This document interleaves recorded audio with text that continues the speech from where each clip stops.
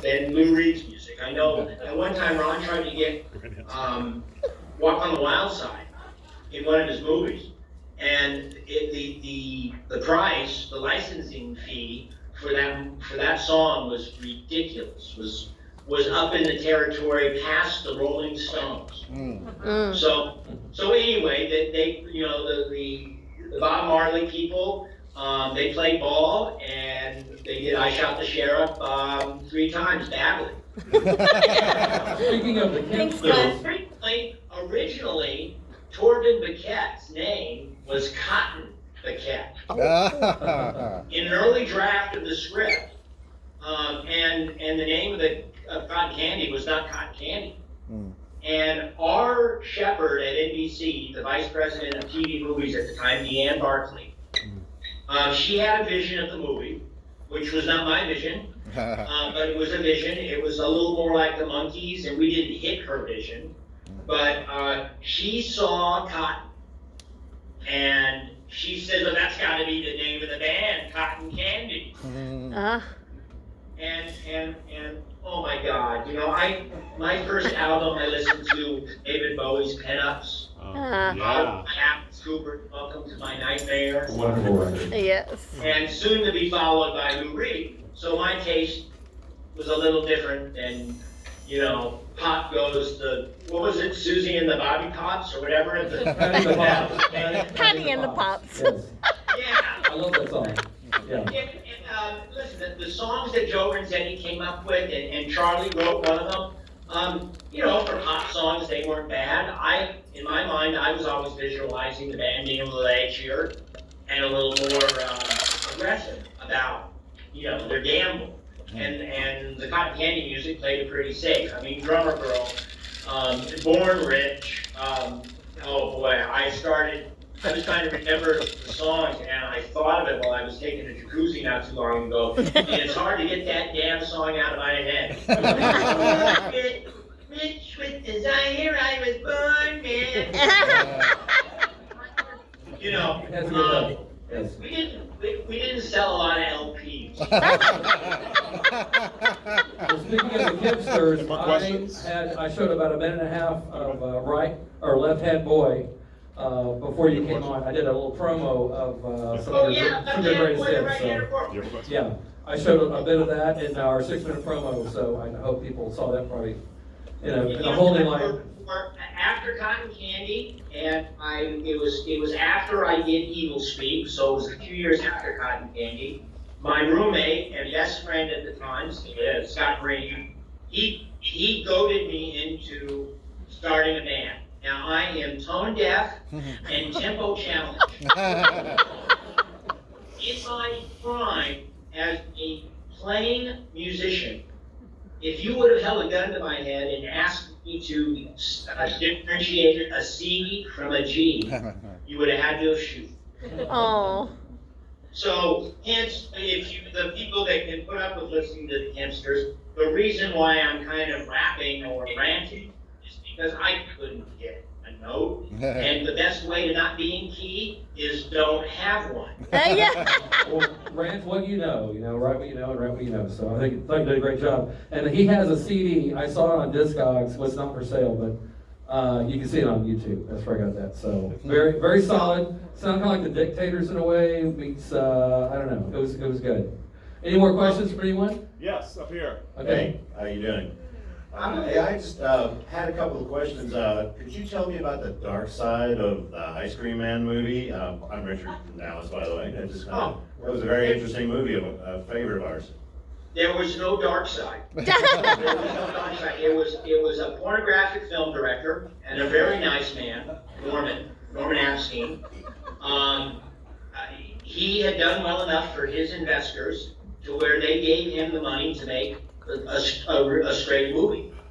And now he was the fellow that was the mastermind behind Edward Penis Hands.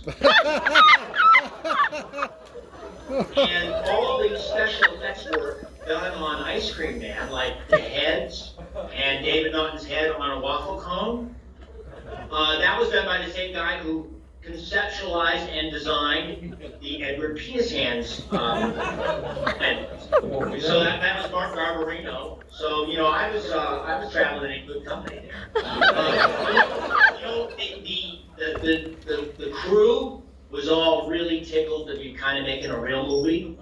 And we were all taking ourselves very seriously, but, you know, we knew what kind of movie we were making. And Norman and I got along great. In fact, we still are close friends. And there has been talk about trying to do a sequel or another Ice Cream Man. And the trouble is, you know, Norman and I have watched the movie together, and we sort of then ask the next question is why?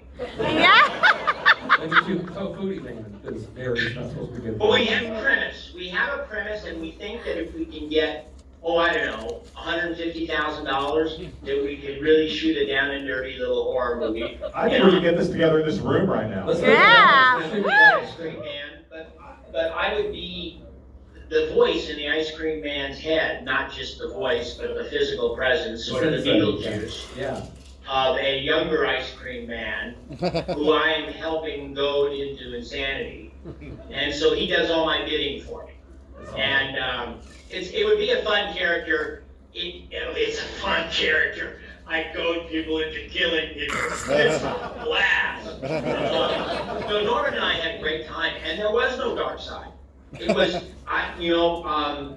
the darkest thing that happened was, it wasn't to me, it was to a mother who was driving her soccer kids home from practice, because I was driving home and getting off the freeway in full costume. Because occasionally I just like to do that, just to keep people on their toes. And it was one of our bloodier days, and I had a full bloody Ice Cream Man outfit, and I didn't have them take the makeup off, and I'm driving home, and I get to the off-ramp. Oh. Beside this woman in a soccer van, you know, and there must have been 6 or 7 or 8 kids in this van. And this woman did a double take, and she sprung out of the driver's seat, and she leapt and locked the sliding door between her children and me. Because her eyes did not bug out. But I did make eye contact with her, and it was as if she had seen a ghost. And I thought it was a pretty funny idea that I wear the clothes and makeup home, but she didn't think it was too funny. As far as being on the set, everything went great. It went a little over budget, and Norman learned a valuable lesson, and it's don't mix genres. You don't do a kid's horror movie. Oh, well. Or you do. It's a great horror movie. Yeah, We figured out a way to do the Ice Cream Man with maybe a day of a few extra kids. Yeah. I got a 10-year-old. He'll be there.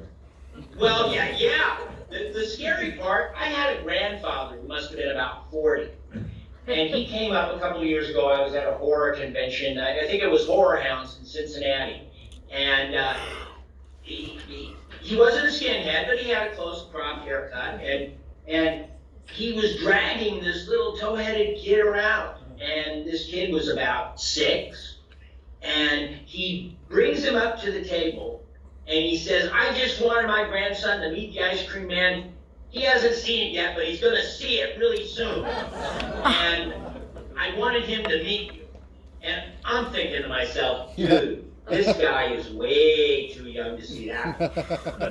But, what the hey, it's free country, and if you want, and it's just a movie. And listen, I would have seen horror movies and wicked stuff when I was that age, but I understood the process. Right. I even understood the process that women, when they take their clothes off on screen, I understood that process. So, I'll never forget the first little nudie movie Dad took me to.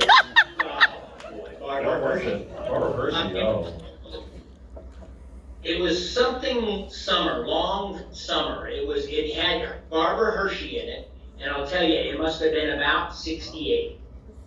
And I don't remember too much about the plot, except there was a lot of people out in fields rubbing stomachs.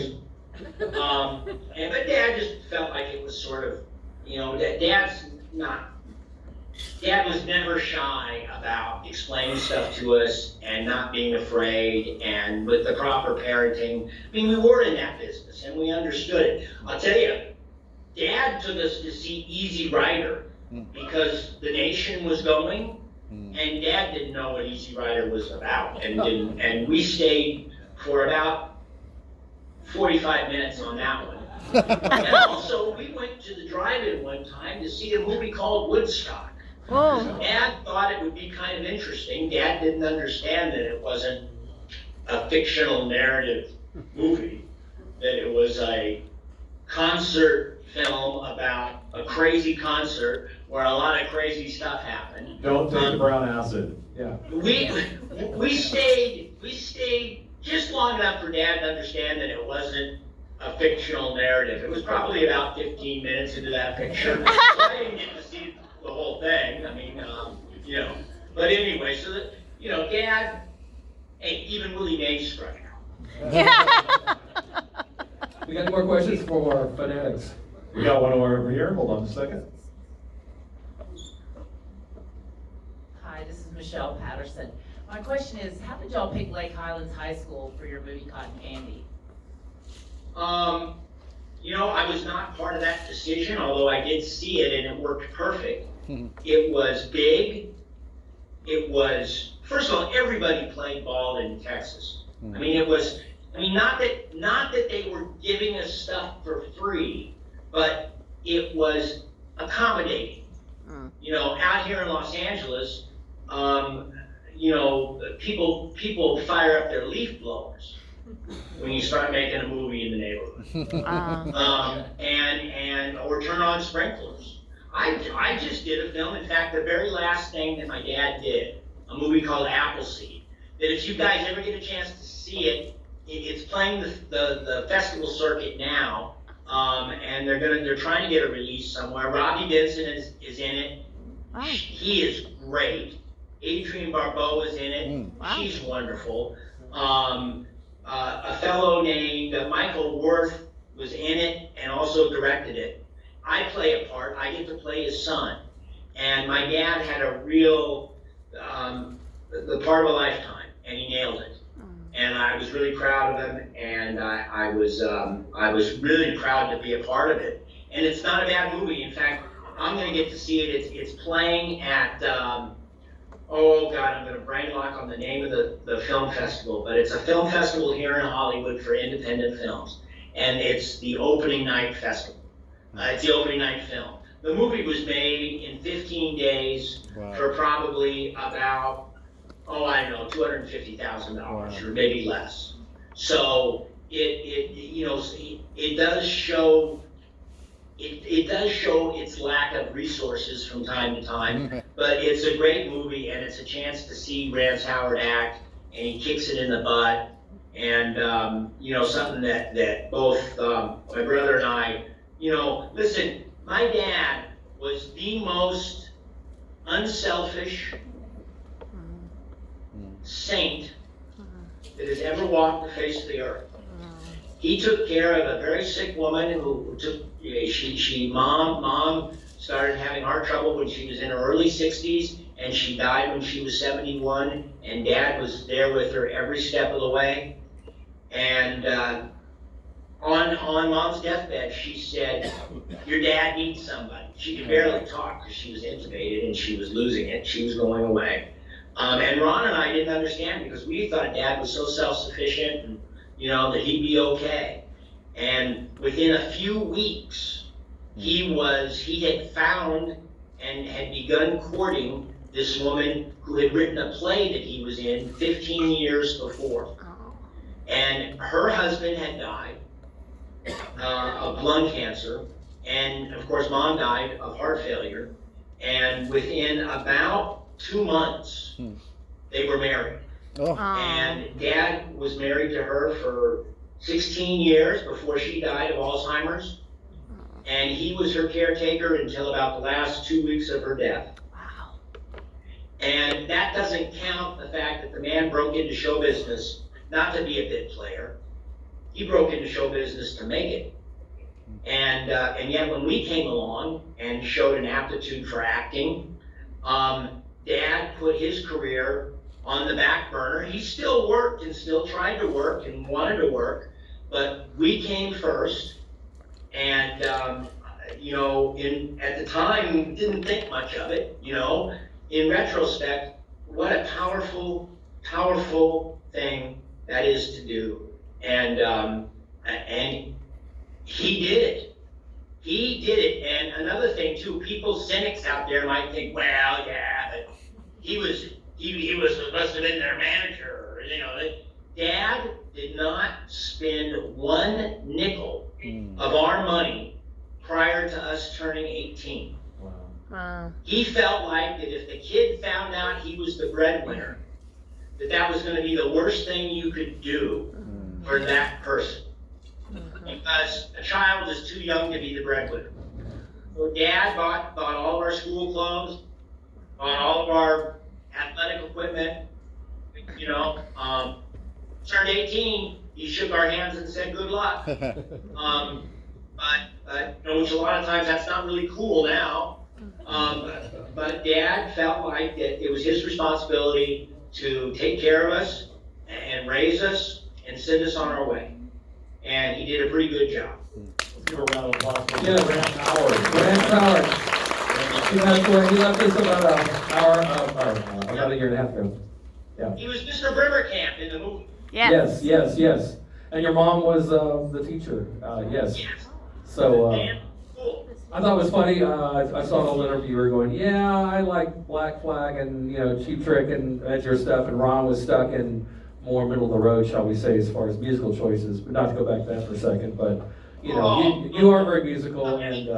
Garfunkel, Sonny and Cher, Bob Dylan. Bob Dylan was as metal as Ron got.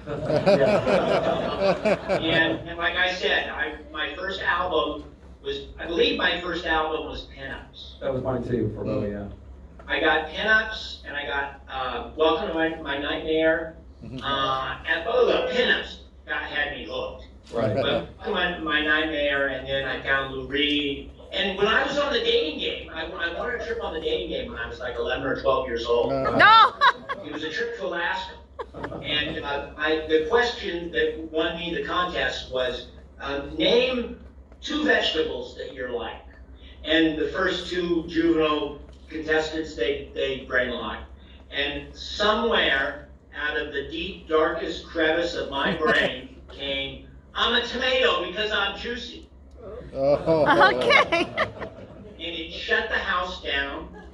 And I did follow up with the second vegetable, a cucumber, which I'm glad it kind of got buried in the laughter because that's kind of an embarrassing thing to say. So I won a trip to Alaska on the dating game, and one of my gifts was an 8-track player. And it was all wimpy stuff. It was America. It was, the hardest thing was Steppenwolf. Oh, yeah. Early on, Steppenwolf was sort of a band that I went, yeah, that's pretty good. I always have been the guy that listened to somebody grind a riff or listened to somebody step on a frigging power chord, and I thought it was pretty cool. The first concert I ever saw was Leonard Skinner and the Outlaws here in Burbank. We have a little amphitheater up here in the hills called the Burbank Starlight Bowl. And I don't believe the fathers of Burbank that were booking those gigs realized who Leonard Skinner was, because the place was packed, and I went. I remember I guess I had a date. I ended up making out with this girl most of the time up on the lawn, but this was pre airplane crash for Leonard Skinner, and the Outlaws opened for him. And they didn't have any more rock and roll acts. Sha Na Na was about as heavy as they got. Oh boy. Well, cool. We got any more questions from the folks? Got one right here, hold on. Peanut This- gallery? A youngster here, hold on. Hello, my name is Thomas West. and I'm curious to ask you, what was your favorite part about making cotton candy? Somebody's gonna have to repeat that, or you guys are playing it. He wants to know what your favorite part was about making cotton candy. Well, filming it, was the excitement of being at the mall. That was fun. After the bands was a great couple of days. Great crowd control, yeah. Yeah, and getting to do the scene at the prom where I am there watching. I'm there watching and crying. Yes. And you know, when the band is actually playing after I goaded Torben into getting into a fight. Hey, watch the tux, watch. That was, for me, just personally, that was a very satisfying moment. Writing the thing, although I know it's limited, and I can see now. Wow, I'd like to take another crack at it. I was 18 years old. Ron was 23. We were also being kind of guided towards making the monkeys. So we did what we could do, and I was really proud that listen, I wrote the thing on yellow pad and a manual typewriter. Wow. And not at the very end, Ron's assistant, who by the way is still Ron's assistant, Ron has been executive secretary for over 40 years. Wow. Now, if that's not loyalty, I don't know what is. Now, his partner has probably been through 60 or 70, has been the speculated number of assistants, as long as Louisa has been there. Like Alice Cooper has the same manager now. When we were like busting butt and we were running up against a deadline, I would go to Louisa at the lot at Paramount and say, Louisa, could you please type this for me? Because I could type, maybe 2 pages a minute, maybe, if I was really flying. And, and Louisa was the secretary, and she, my mom, she used to be a secretary. She was a typist for CBS back when they didn't have Xerox machines. And so when they needed 15 copies of this episode of this week's episode of Sid Caesar's Show of Shows, they ran it up to a frigging room where there were ladies with coffee and cigarettes, and they were typing, and they were getting paid like a penny a page. Wow. And that's what Mom did when she first got into the business. Dad was an usher at a movie theater, and Mom was a typist at CBS. Wow. That sounds like a country song to me. Yeah. Yeah. A little bit, yeah. Well, I think we're gonna wind it down here. Anyone else want to ask, what do you think? But you're on a roll. We're loving it. So, We're loving Clint, it. Well, hey guys, listen, I'm sorry I couldn't be there. It would have been a real haul, and you probably would have been hearing. I worked on a movie in Nebraska, and it was a fine effort for a very low budget little mini movie. But there were circumstances that had me missing flights and yada yada yada. And I came back sort of sick and in pain. If I was there, I probably wouldn't be any good anyway. I'm probably better off to you here. We're glad you're here. And we get to meet Lucy also, so that's cool. So yeah, well, there's Ethel. Come here, Ethel. Come on, let's say goodbye. And wait, here's one of your co-workers. This is, Hey, Ethel. Hey, Ethel. Hey, Ethel. Oh, you're free. So that's Pretty little cool. thing. You're a pretty little thing. She's a good. Lots of spawn. Yeah, no, and she's 14 years old. Wow. Excellent. So if you're, No, part of it is being the run. Yeah. If your motor just runs, her motor runs, a third quicker than her sister's. Because you're feeding her so well, yeah. Tuna Palooza. That's your palooza. She's been sleeping, she hasn't had any yet. Lucy came in and snagged a little sample, Yeah. but Ethel will get hers in a minute. So wait, I have a colleague. Yes, speaking of paloozas, he reached out a couple days ago. He was the MC for the Battle of the Bands at Town East Mall. This is Nick Alexander. There he is. Here he is. Let's hear it for Cotton Candy. Manager, Ricky McPherson. So long, Cutty the Box. Isn't that great? So, we're so glad. Rapid Fire, Torben the Cat. They're their champs for the 3rd year in a row. He is here. I know. Isn't that cool? I'm 41 Oh, years well, older. First of all, Yeah. 25 pounds heavier. Listen again. What was the name of that mall? It was called Town East Mall. It's still there. It's still rocking. The mall is still there, but none of the same stores are Coming there. out, that's what it looks like. I mean, all the malls around here have gotten redone. That was so exciting, and it was. Listen, none of us had been in music per se. You know, Charlie had played a little bit, and he had been in the Buddy Holly story, but he hadn't really, been. Listen, we had a crowd come, and it was thunderous cheering. And Let me tell you the crowd story was behind great. the They crowd. went along with the whole, Torben Biquette and Rapid Fire, and it was. And I remember John Lennox. God rest his soul. John was a great guy. John was probably the reason why we went to Dallas, because he was a Texan. That And is he correct. was, Ron hired him to be a line producer on the movie. And he was the one that probably immediately brought up the idea of, hey, why don't we shoot this in Texas? Clint, let me tell you Because about it was that. his home grounds. And he was a musician. And he was in his glory at that Battle of the Bands, And it was great the way it was, they hadn't even played, and they were hoisting the trophy, and it was, again, I'm going to have to ice my shoulder because I'll pat myself on the back a lot. But that was pretty good stuff. Clint, can And you, also, Ron and I talked about this. The strip poker game was truly a dangerous, tricky sequence to shoot.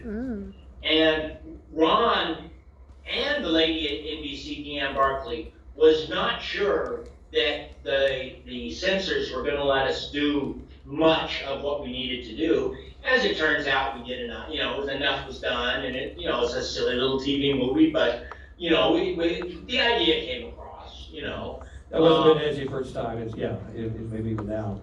And, Yeah, at Dilly's Garage. yeah. I wonder what it is. Writer. When you're a writer, you can choose the names, Yeah. all of the people that you know, or all of your enemies. Little ed jokes, yeah. I had a bully in school named Biquette. Ah, That's how Torben got his name. interesting. Yeah. Yeah. Well, next, if you ever make it here, maybe we'll do a redo someday. I was wanting to take you to some of the still standing locations of the film, and the Granada Theater and whatnot. And Right. Hold on. Why in the world would I want to go? I know. Well, I'm gonna be dummy of you and drive it around. There you go. Yeah. I could not go and say that I did because That's right, I'm that's right. Because I bought one of those hats that you're wearing now. I'm glad you're wearing that. I thought, I bet he didn't have that. I'm going to make him wear it. And no, I got it on Amazon for $20. Well, little fun fact, get this. The house location that George Smalley's lived in, that 20 years later, I was in a band called Lithium Christmas, and there's a neighbor lady came out and goes, "That's so funny, you guys are playing music. There was a movie called Cotton Candy." That's the same house that my friend lived in, the drummer. Oh. Where Mrs. Wirt turned on the sprinklers? Yes. I used to practice in that house with my band about 20 years ago. And we didn't know it. Mrs. Wirt, she feeds the cats when we're gone, and I'm not going to jeopardize That's it. right. Ricky D. He did. Did you write that line, Ricky D? Now, you know what? When you've got a good house sitter, That's right. True. Don't jeopardize that.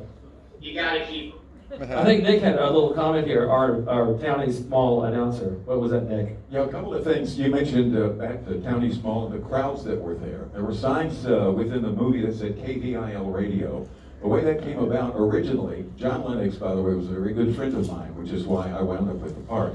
I was a disc jockey at a different radio station, KLIF. And when John first contacted me about getting crowds for the crowd scenes at the movie, we talked about it, and I said, yes, we could do that at KLIF. By the time you actually got around to shooting the movie, I was no longer at KLIF, the manager wasn't there, the program director wasn't there. I was programming a station in Mobile, Alabama, and I said, I don't have any contacts at Cliff anymore, let me call Ron Chapman. Ron Chapman was the guy at KVIL, and told him about the movie, and Ron Howard, he said, sure, we would love to do it. And that's where the crowds came from.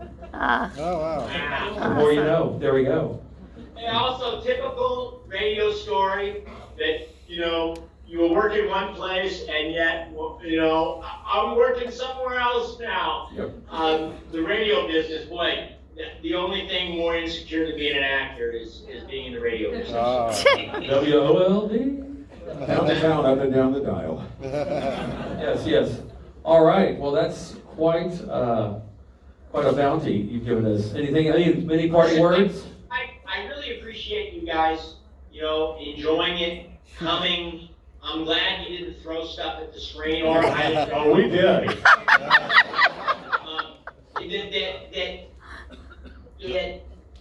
It reaffirms in me that my 57 years in the business has had value.